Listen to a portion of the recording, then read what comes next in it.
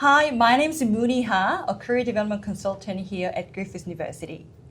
If you're watching this video, chances are you're thinking about finding a part-time job or casual work.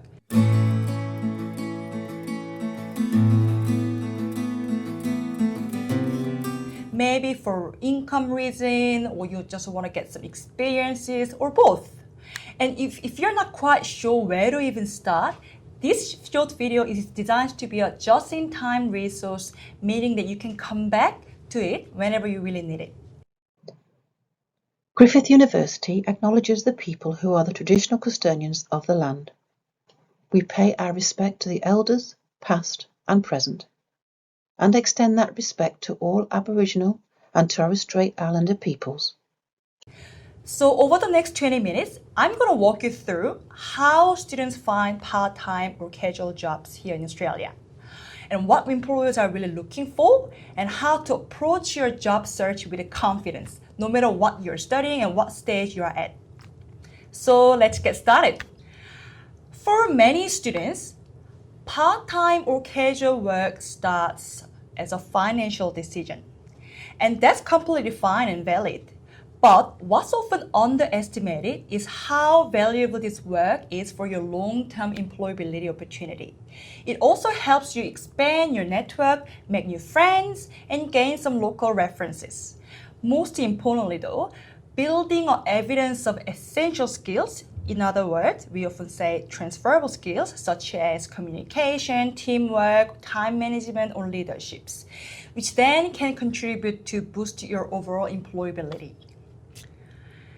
So what is the difference between part-time and casual work? You will often see the terms part-time and casual used interchangeably, but they are quite different. Part-time roles usually have more regular hours and predictable shift, whereas casual work often quite flexible, but also shifts are not really necessarily guaranteed. But you may get paid a little bit higher hourly rate instead. The point here though, there's no such a right or wrong decision or better options between those two. It's more about what works for you best alongside your studies and other commitments you might have.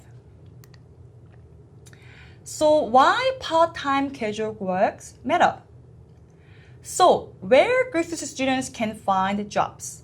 I'm going to introduce 3 common ways for students to find jobs. First one is Career Hub.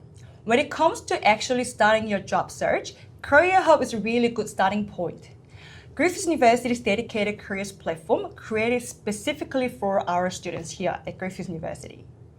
The roles you see on Career Hub are shared with Griffith students and also reviewed by our careers employment team, which means that they are quite appropriate for students and also align with the fair and safe employment practices. It's also much more than just a job board. Career Hub is your go-to platform for your overall career preparations.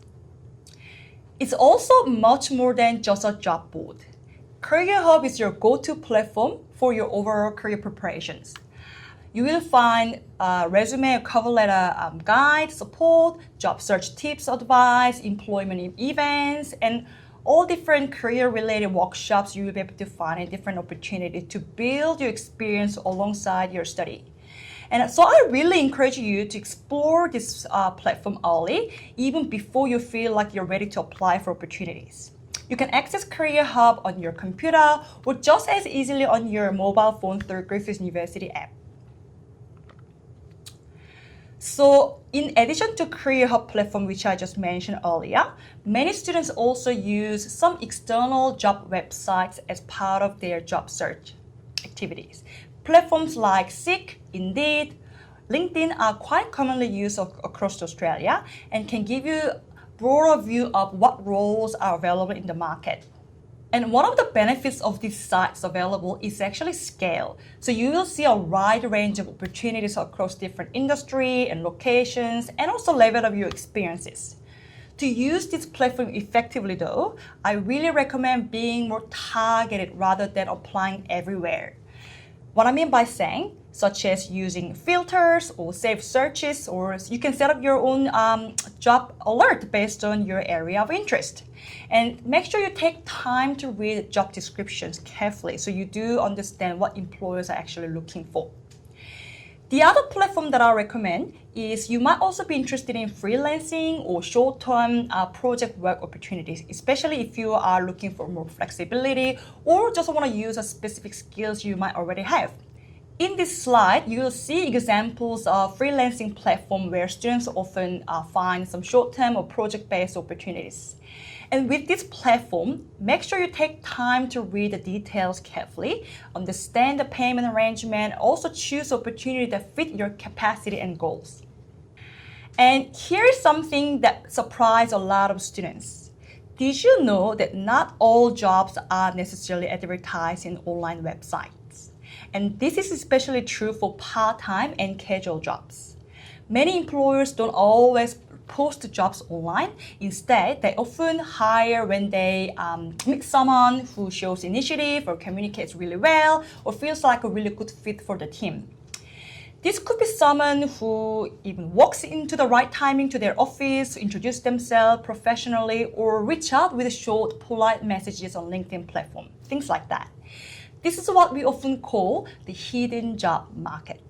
The opportunity can exist, but not really always visible on job websites.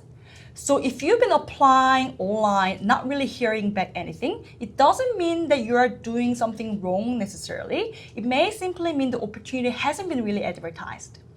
And that is through your networks and direct approach. This is one of the most effective ways that students can find part-time and casual job opportunities, especially when those roles are not really advertised. When we talk about networks though, this doesn't mean professional contact only. It can include your classmates and friends, housemates, community groups, or people you have worked with before. Simply just letting them know that you are looking for work that can open the doors. Many opportunities come through a word of mouth before they even advertised. And I know network can feel quite uncomfortable, but networking doesn't mean that you gotta talk yourself up and selling yourself. It's really about starting conversation and being visible for opportunities. And the direct approach is another way that works particularly really well for casual and part-time job opportunities. This might involve visiting a cafe or shops, cleaning, organization during relatively quiet time and ask to speak to the hiring manager, or you might just want to briefly introduce yourself. Even if they're not hiring at that moment, you are really building your confidence and practicing your communications and making yourself really visible, which is exactly how the hidden job market works. This approach can feel quite unfamiliar at first, especially if you're new to Australia or you just start looking for opportunities. But it's very normal and effective ways the employer hire for casual and part-time roles. Now, before we move on, there's one really important topic that I want to cover, and that is knowing your work rights before you start even working.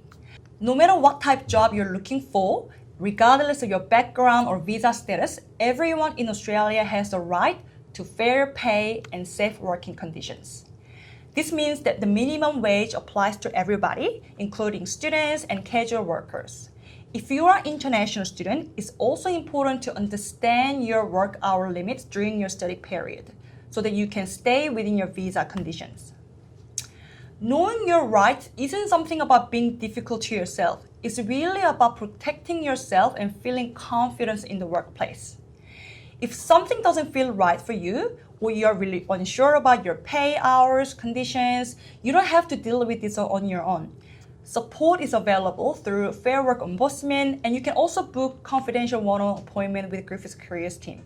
Now, when you are getting ready to apply for part-time casual jobs, there are 3 key things that employers are really looking for on your application: your skills, your availability, and also any required licenses and certificates. So let's start with resume first. For part-time and casual roles, employers often scan resumes very quickly. So they are looking for relevant skills, positive attitude, whether you are realistically ready to start work. So your resume doesn't need to be really long and detailed, but maybe perhaps 1 or 2 pages is enough. But it should also clearly highlight like the communication skill, teamwork, customer service, your reliability, and time management skills and so on. These skills can come from many different places, such as your volunteering experience, group project you have done in your university, your previous work, or any experience you might even have from overseas. Another very important part of your resume is clearly listing any licenses or certificates you already have. For example, the roles in hospitality often require RSA, which is the responsible service of alcohol. Childcare or education roles may require working with a children check or blue card. Construction or laboring job may require white card. So employers often prioritize candidates who already have met those requirements. So if you do have relevant license or certificates, make sure they are quite easy to find on your resume, not really hidden. And for casual and part-time job, availability really matters. Employers want to quickly see when you can work, so being clear and realistic about your availability can significantly increase your chance of being contacted. The second part of your application ready is your professional online presence, especially LinkedIn. Even for part-time and casual work, some employers will look you up online before they even contact you. So your LinkedIn profile doesn't need to be perfect or highly detailed, but it should really be up to date and professional and consistent with your resumes.